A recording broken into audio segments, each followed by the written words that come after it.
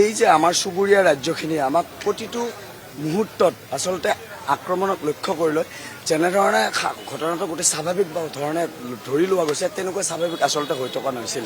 কাৰণ তেওঁলোকে প্ৰথম আৰম্ভণি কৰিছিল ব্যক্তিগত খণ্ডৰ বাহন আৰু অসম আৰু অসমীয়াৰ ওপৰত। কিন্তু আচলতে দুষ্কৃতিকাৰী বুলি ক'লে নহ'ব, য'ত নেকি মই মন দি শুনিব বেয়া নাপাব, অকণমান দীঘলীয়া হ'ব কথাখিনি, য'ত নেকি পুলিচ প্ৰশাসনৰ মানুহ তাত আছিল, তাৰ সন্মুখত গাড়ী ভগা হৈছিল, বাধাও কৰা নাছিল, পুলিচে হাঁহি হাঁহি ভিডিঅ' কৰি আছিল। পেট্ৰল বোমা নিক্ষেপ কৰিছে, কেইবাখনো বাহন জ্বলাই দিছে, তাত কিন্তু পুলিচ আঘাতপ্ৰাপ্ত হোৱা নাই।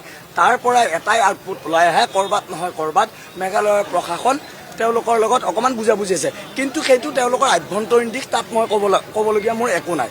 এতিয়া কথা হ'ল আমাৰ অসম প্ৰশাসনে যিহেতু ল এণ্ড অৰ্ডাৰ চিটুৱেশ্যন হ'ব নিদিয়ে, সেইকাৰণে আমি কৈছোঁ যে আমাৰ অসমৰ পৰা যোৱা পৰ্যটক, অসমৰ পৰা যোৱা গাড়ীৰ চালক যিয়ে নহওক, ব্যৱসায় কৰিব গৈছে, কাম কৰিব গৈছে, হস্পিটেলৰ কাৰণে চিকিৎসাৰ কাৰণে গৈছে, প্ৰতিজন মানুহৰ সুৰক্ষিত নিশ্চয়তা কিন্তু প্ৰদান কৰিব লাগিব মেঘালয় চৰকাৰে।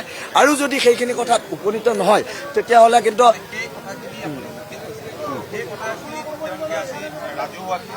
লিখি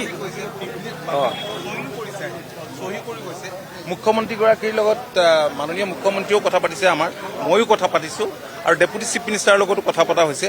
তেওঁলোকে কমিটমেণ্ট দি গৈছে, আৰু সেইকাৰণেই মই আপোনালোকক আহ্বান জনাব খোজোঁ, যিটো এটা প্ৰক্ৰিয়া এটা আৰম্ভ হৈছে, সেইকাৰণে আপোনালোকে যাতে এই ক্ষেত্ৰত সহযোগিতা আগবঢ়ায় আৰু এনে ঘটনা যাতে ফাৰ্ডাৰ সংঘটিত নহয়। তেওঁলোকক বাৰম্বাৰ কৈছোঁ, এইখিনি কথা পাব্লিকলি আৰু ক'ব নোৱাৰোঁ কিমান কথা কৈছোঁ।